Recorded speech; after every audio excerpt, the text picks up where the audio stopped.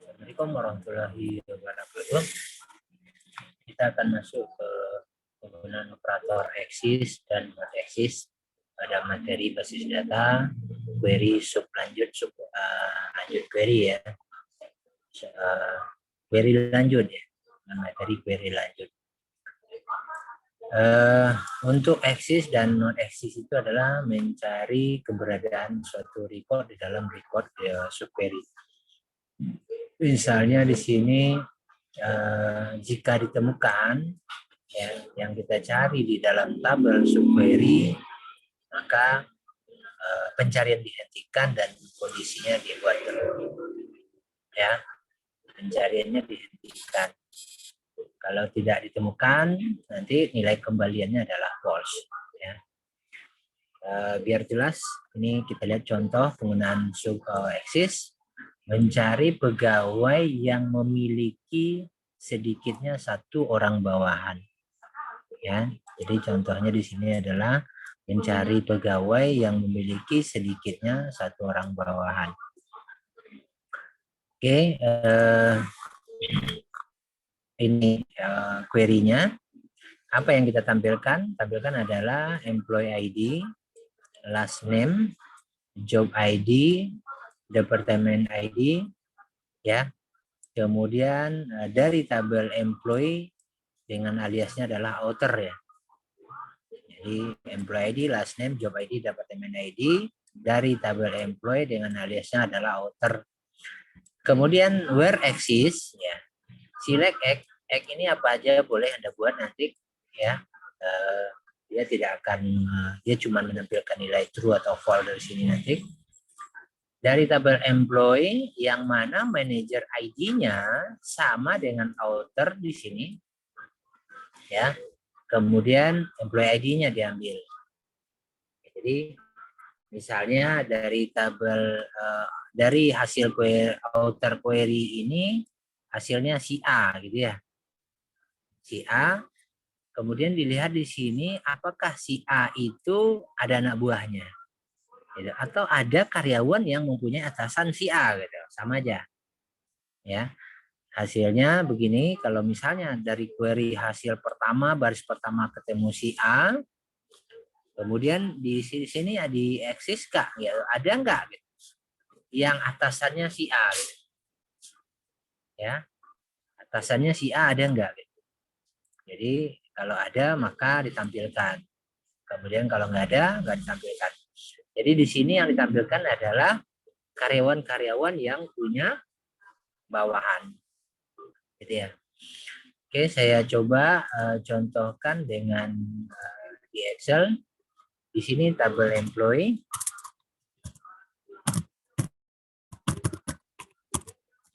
Ya. Kolomnya adalah ID, kemudian nama, kemudian alamat, misalnya contoh alamat, kemudian ID atasan ya. Atau manajer ID kalau di situ ya.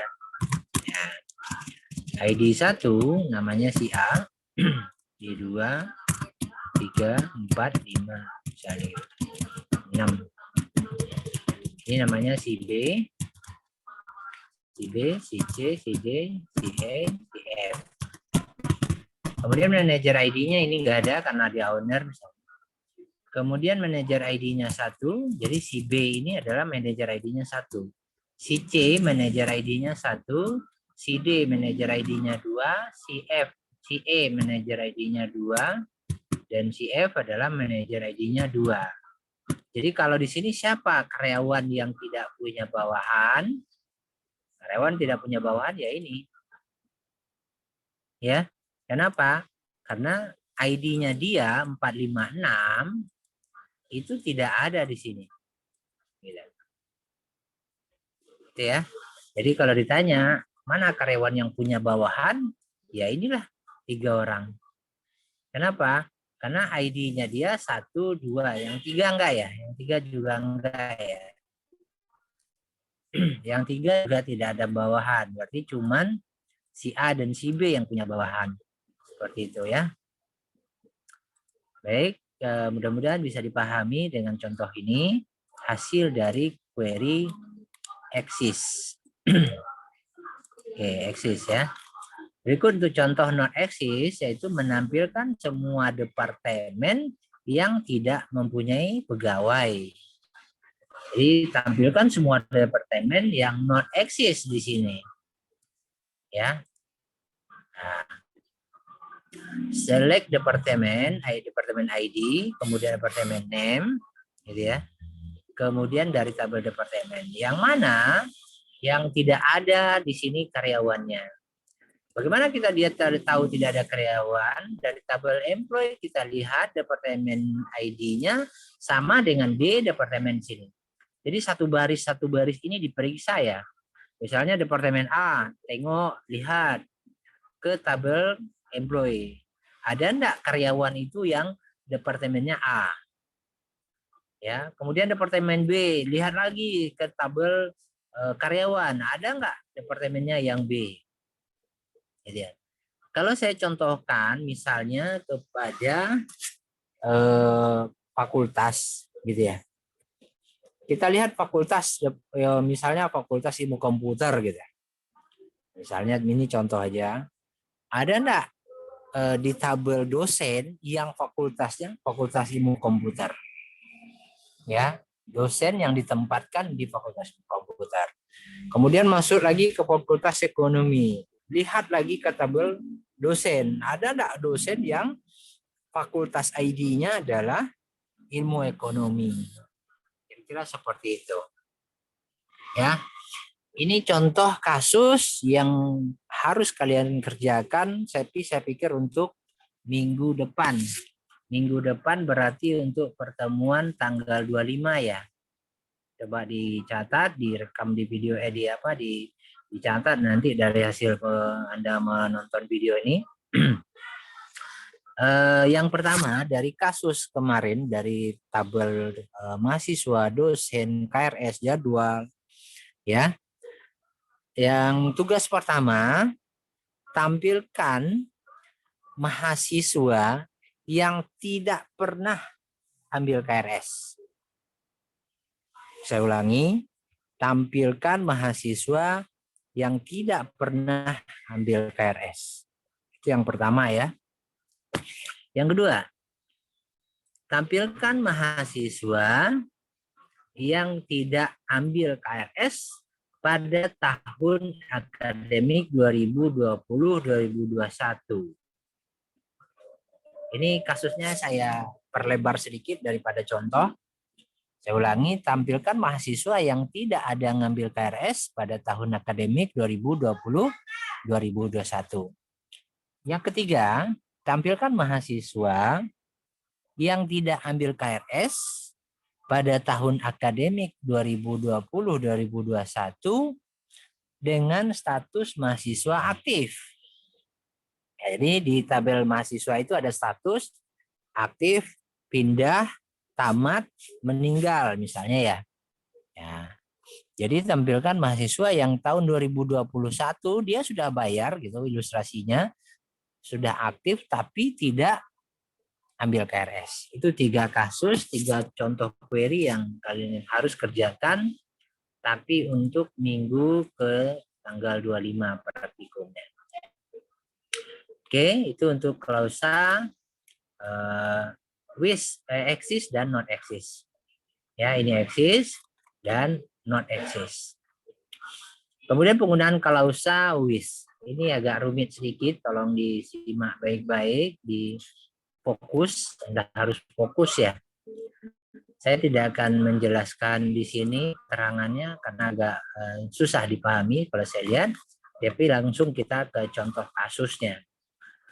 Dari kasus ini, query ini, pengalaman untuk diimplementasikan di dalam MySQL, ada beberapa MySQL yang tidak bisa atau dijalankan pas ini dijalankan jadi error. Ya, kemudian ada yang bisa MySQL-nya. Jadi nanti kalau misalnya Anda sudah buat dengan benar, gitu ya, tapi dia tidak unknown, misalnya perintah ini tidak diketahuinya, maka Silakan tanya teman bisa jalan atau tidak ya. Wish, nah ini memang kelihatan terpotong programnya, tapi memang begini adanya ya. Posisinya Wish-nya di atas sekali. Debt cost itu dari mana? Gitu ya. Itu adalah hasil query dari ini. Hasil query dari ini. Apa itu? Select department name, kemudian total gaji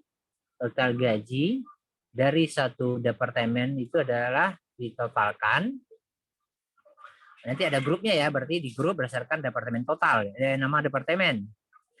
Apa yang dari mana? Dari tabel employee, kemudian tabel departemen, relasinya itu penguncinya adalah ID departemen di sini.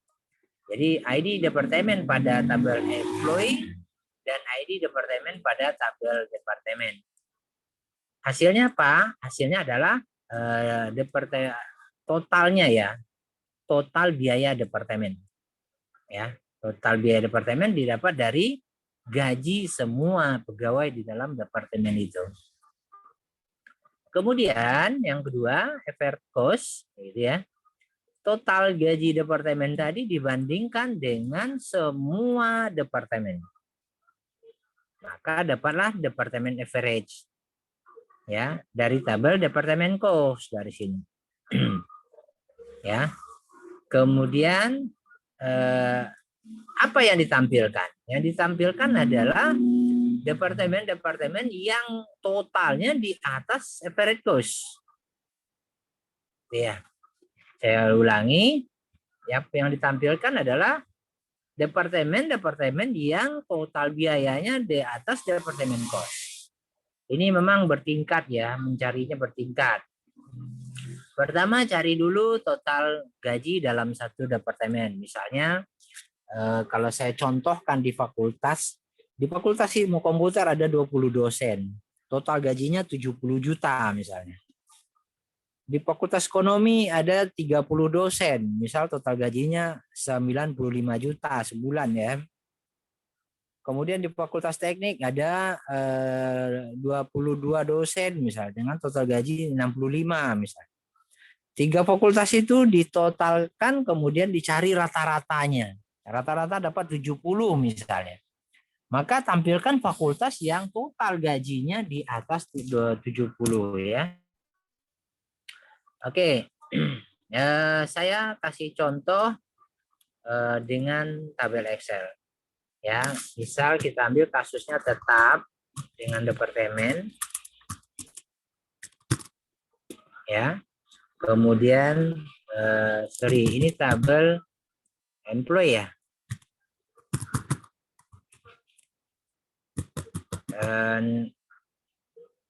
Employee ID ya, employee name, kemudian salary. Ya. Employee ID 1, 2, 3, 4, 5. Kemudian kita buat di sini employee ID aja ya. Departemen name, departemen ID ya. Departemen ID 1, 1, 1, 1, 1. Gajinya ini misalnya 50.000, 50.000. Kemudian 40.000. Kemudian 30.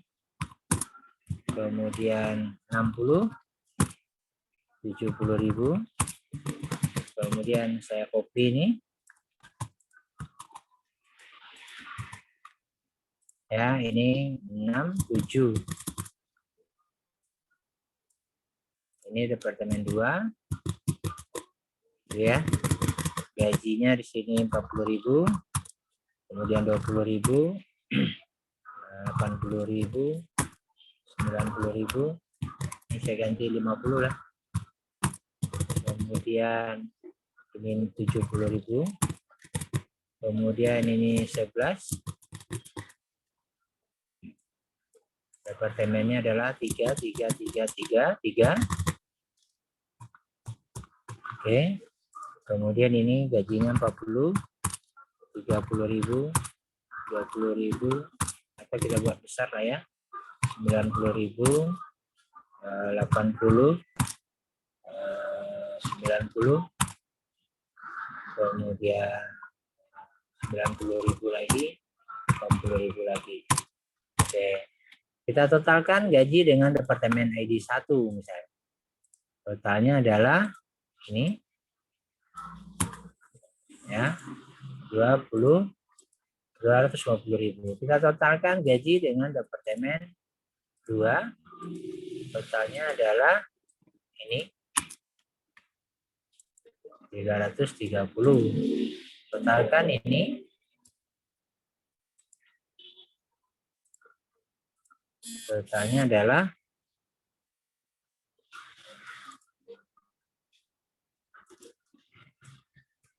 ya. Berapa gaji rata-rata departemennya? Sama dengan ini tambah ini tambah bagi 3. Ya. Kita kurung biar pasti. Ya, totalnya adalah segini. Berarti yang ditampilkan nanti adalah departemen name. Kalau kita lihat kasus di sini apa yang ditampilkan? Departemen name dan total departemen biaya departemennya ya.